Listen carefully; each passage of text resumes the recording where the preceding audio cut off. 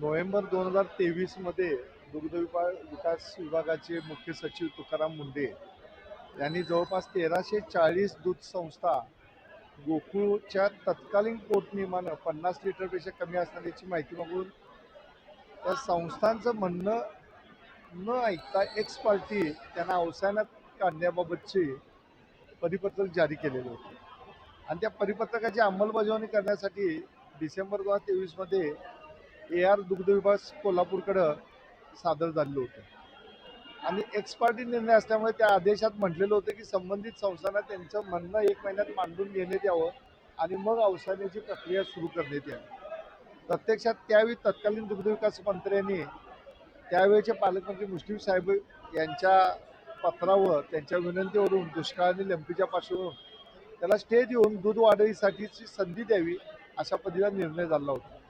हा सगळ्या पार्श्वभूमीवर आता पुन्हा एकदा हायकोर्टातच नव्यानं या संस्थांची छाननी प्रक्रिया सुरू करण्याचं काम AR ऑफिसकडे आलेलं आहे आणि याच्यामध्ये 2 मुद्दे फार महत्त्वाचे आहेत की 3 वर्षापूर्वी या संस्था जरी 50 लिटरच्या आसपास असतील तर यातल्या बऱ्याच संस्था आता 100, 200, 300 लिटर पास करून गेलेल्या आहेत। ह्या डेऱ्यातील बऱ्याच संस्था जवळपास 554 दूध संस्था या 2021 पूर्वी आम्ही संचालक व्हायच्या पूर्वीच्या आहेत, जवळपास 610 त्यानंतरच्या आहेत आणि या सगळ्याचा व्यवस्थित सुनावणी जर करून घेतली तर जवळपास सर्व संस्थांचं अवसानातून जाण्याचा मार्ग मोकळा होईल अशी मला निश्चित खात्री वाटते आणि हे करत असताना काही वेळा नियम आणि अटींना बगल देऊन सुद्धा शासनाला विचार करणं गरजेचं आहे।